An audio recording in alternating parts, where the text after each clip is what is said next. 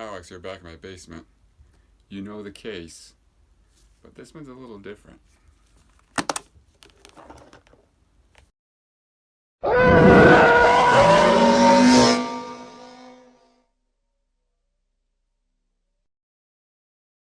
Alright, so we're back here in the basement.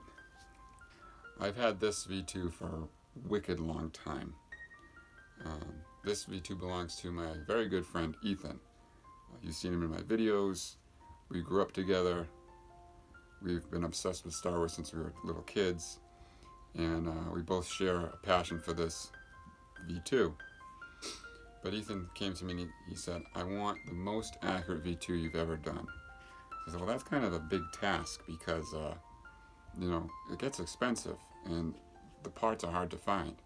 He said, well, I'm not in a rush for it. If it takes me a year, it takes me a year. We set out on this journey to build this thing, okay? Which I love spending his money, by the way. It's so easy to spend somebody else's money. I love it. Anyway, so in order to do this project, I needed a bunch of stuff. I needed a Soul's Hold Gen 2. I needed a Starkiller's Builder's Kit. I needed a vintage clamp. I needed a vintage mystery chunk. I needed a vintage D-ring. I needed a vintage cone knob. I know, cone knob's almost impossible. So, piece by piece, he's been slowly collecting this stuff. And finally, we got to the point where I can start assembling and working on this thing. So like all my other videos, I'm going to try and start from the top and work my way down. What I do is, we have the Soul's Hold Gen 2, and we have the Starkiller's Builder's Kit, and we kit bash them together. So I take the Starkiller's emitter and the Starkiller's pommel, and I use the Soul's Hold ring section and booster, and we put them together. I like the Starkiller's Builder's Kit emitter because it's solid construction, just like the real prop. The nipple is like the real prop. The pommel I like on the Starkiller because the pommel cubes are just a little bit bigger than the Soul's Hold. And by just chance, they actually fit inside the Soul's Hold without even machining. So we use the Starkiller's pommel, the Starkiller's emitter, the Soul's Hold booster and ring section. So the emitter spins freely and is attached just like the real prop today by the drive shaft. The drive shaft used to sit inside the hilt, and on this end was attached to the motor, and the blade was attached on this end of the shaft. The prop department ended up cutting the blade off, which would leave this little chip inside the drive shaft. When Hamill takes the V2 out of Brandon's carrying case, you can actually hear, the clatter. And the way that I make this, we can get the same little clatter.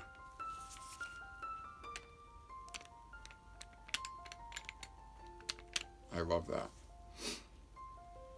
So like all my other Soul's Holds, I do my ring section and wind vane. I don't touch the booster. I think the booster is perfect. I also incorporate all my little secret machine marks. The clamp here is a vintage clamp that Ethan's had for a wicked long time. I've put this clamp on so many versions of the V2. You can see here the original K-lash scar that I did, and little dings and dents. The vintage locking block out of the clamp, and ironically, this is a Soul's Hold lever, and it works fine. I've been having issues with the Soul's Hold lever and the vintage locking block and the Roman's props locking block. Sometimes they work fine, sometimes they don't work at all. This one, ironically, works fine. It's on there, good, won't separate, held together. I mean, I don't know why, but it works fine. We have Sloth's card that, again, I chemically age and weather. The clamp is in great shape for a V2. I'm very fussy about the clamp on the V2s. A lot of guys think you beat the hell out of the clamp. That's not the case. Same thing with the Obi-Wans. You don't beat the hell out of the clamp. They're in pretty good shape. Getting over to the booster now. we got the vintage cone knob. It's in really good shape. The cone knob on the prop today, the tip is sanded, but these things are so rare and so expensive right now. I will never sand the tip of it. I don't care. I'm sorry. I won't do it. When I send the V2 home to you, if you want to do it and you want to ruin the cone knob, be my guest, but I will not do it. We have a wicked nice vintage mystery chunk that I use with my new aging chemical that gives it that really different kind of shade patina all over the place. Ethan picked this chunk out himself off one of my boots. It's perfect. I got the fishing line hidden in here because he's obsessed with the fishing line too. We're fishing line nuts. Mill and circle on the pommel cube. Vintage D-ring. Damage on the bottom. So one thing that this thing sports that you can't see is my silver shaft. The silver shaft I came up with because I wanted it to be heavy. So I was machining them for Starkiller Builders kits and FX kits. And when Aaron released his Gen 2, it is heavy, but we can make it even heavier with the silver shaft. And I got so many questions about the silver shaft. I'm going to take this apart and show you exactly what's going on in here. So with the Solos hold, we can separate it just like we would normally do.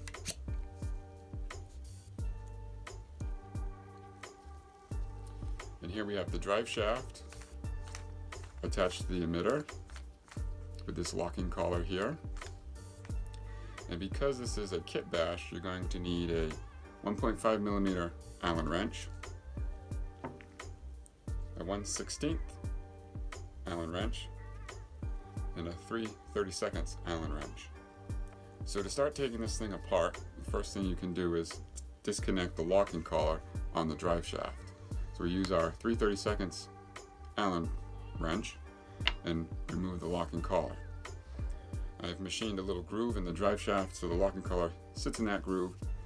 It won't slide off, but most importantly, it always puts it back in the right orientation, or should I say the right length.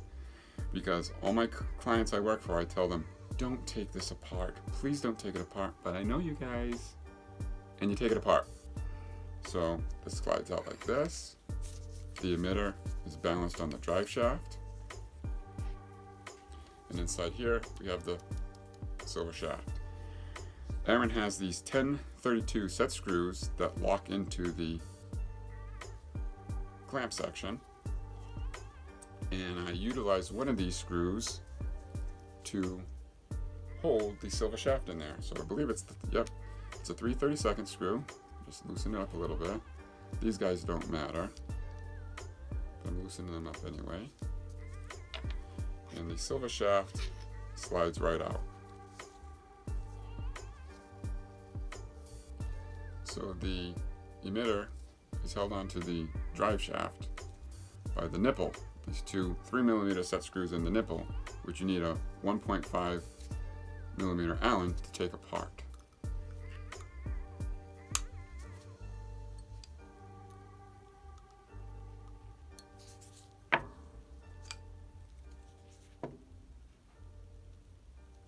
The emitter is dented with the 5 famous dents, and then here's our drive shaft with the chip in it. So I hope that explains the difference between the drive shaft and the silver shaft, because I guess there's quite some confusion online of what is what and what does what. What I do a lot with the builder's kits is I get the emitter to spin because there's thread on the emitter and it locks into the Starkiller's ring section. So I machine the thread off, I make a smaller drive shaft that's only about this long to fit the locking collar inside, and I attach it that way. So you can have the emitter spin without the silver shaft. You just have a smaller drive shaft. But to get the most accurate out there, you would need the silver shaft for the weight. The longer drive shaft actually has some weight to it too. You'd be surprised, it all adds up. This hilt, when together, actually weighs 1.7 pounds. So it's a heavy little girl. But put this back together now. Make sure the chip is in the right orientation, right length. There's a little notch there so I can get just enough of the, I machine a notch in the drive shaft so I can get it back to the right length every time.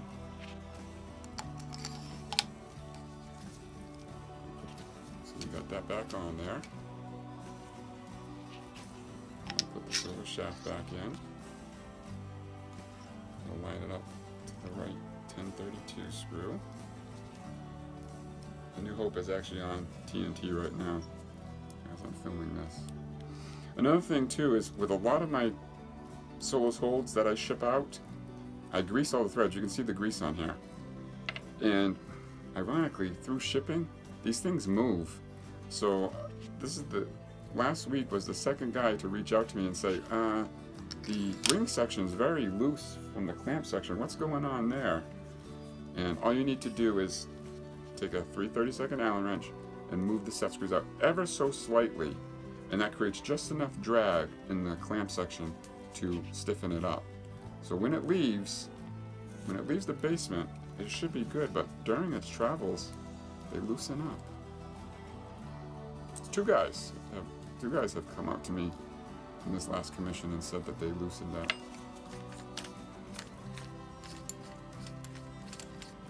Just right. There we go. Clamp down. We're good to go. Cone knob down. So that is my PROMOD edition.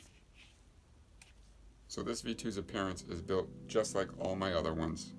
The same chemical age treatment, the same physical damage, the same color combinations, the same ring section dust, all the weathering on the lever, the clamp, the pommel's still got all the same damage, Mr. Chunk cone knob.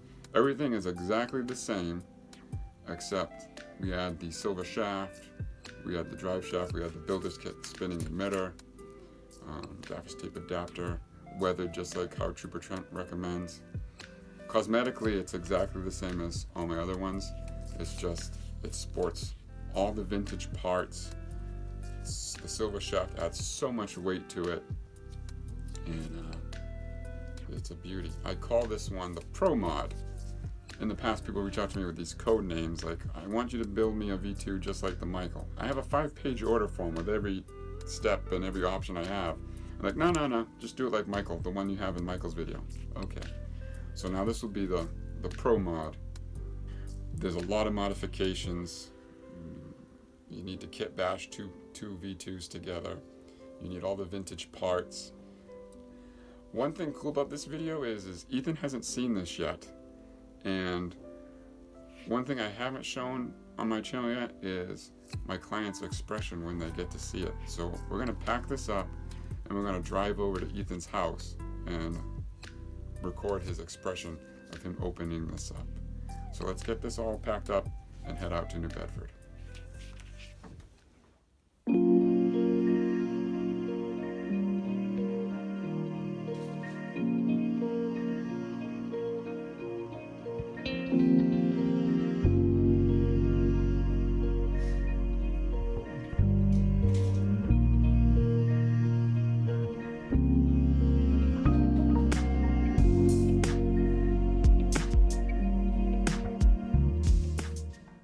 All right, so we made it over to Ethan's house. Ethan's here with us. And he's going to open this up the first time and check it out. So Ethan, open it up and check it out. Oh my goodness, this is like having my firstborn child. Oh my God. Be over dramatic for the channel so it makes it look good. Oh, holy crap, dude. Wow, that thing's heavy? Yeah. Oh my God. Oh yeah. Pound and a half. Oh my A little God. bit more than pound and a half. Really? Yeah. Oh God, But all the that's parts so you've collected. freaking cool. We got the vintage cone knob, the vintage chunk, the vintage D-ring. The D-ring's nice and tarnished. Yeah? Oh my, that D-ring looks awesome. 30 years of wear on the D-ring. Oh my God, and of course the vintage clamps. Yeah. So I was saying in the video how many V2s this clamp has been on. Because you just keep on upgrading and upgrading and upgrading. Yeah. Oh, that is, dude. It's heavy. And then if you open it up, you can can see the silver shaft Oh, inside and that's how it spins too. Okay. there. I believe the original one, the connector on this end might be the motor coupler. I'm guessing. But Yeah. I don't know. But I use that locking collar. That's so freaking cool. Oh, I mean, in total, like, how many hours of work went into that thing? Each one is about roughly 70. This one's a little bit more than 70 hours because we did the silver shaft and there's a lot more stuff that we did. Dude. I don't even know what to say. Like, Well, I wanted this part. Like, this was great because I never get to see the client's expression, you know. yeah. And you've been haunting me for months about progress, and I've been like, don't worry about it. Don't worry about it. Yeah. Don't worry about it. It's getting getting worked on. Don't worry. Yeah, what was the last thing you said to me? Yeah, you just got that. Was it like January? September. September. Oh, okay. Oh my god. But you've been collecting parts for a while. I have been. You know, it's just a lot of dumb luck. Yeah. You know? A lot of just like constant checking and rechecking. Jesus. Dude. It's heavy. It is heavy. Like, especially compared to the other ones that I have, like the Graflex, that, you know, it doesn't weigh anything. This, like, you pick it up, like, that's substantial. Can you imagine that hanging on Hamill's belt? Yeah. You know, in the words of a good man, now this is pretty cool.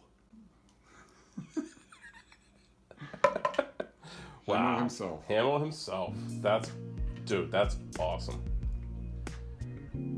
That is legit looking. Yeah, no.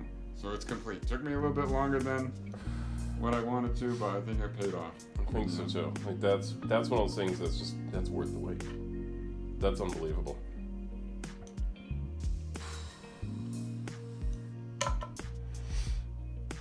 Yeah. Now you have to excuse me so that way I can go snuggle with it. Yeah, I know. Okay. Yeah. No, I tell the guys that you're the guy that walks around the room with this all the time. Puts it in the kitchen.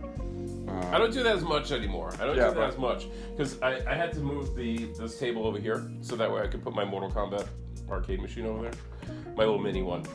So that's where I used to like pop it on the stand, but not so much anymore. But I just still like at night I'll have them there with me. There's a nice plaque that you made too. Yeah. Yeah, good stuff. I'll put a link in the description below where you can get a plaque just like this. Yeah. Yeah, I got that custom made off of a seller from Etsy. Yeah, and he's actually doing my legend plaques for me. Yeah. So I'm so impressed with this one. Yeah. Yeah, you did a really nice job. Ethan Adam put my logo down there too. Yep. Well, dude. Well, thank you. Thank you. Appreciate your friendship and letting me do this. This one's historic because it's as vintage can get. Love it. And probably the heaviest one out of all of them too. Probably. So I hope you guys enjoyed that. And I want to thank Ethan for letting me capture this on film. So with all that said, this is Halliwax.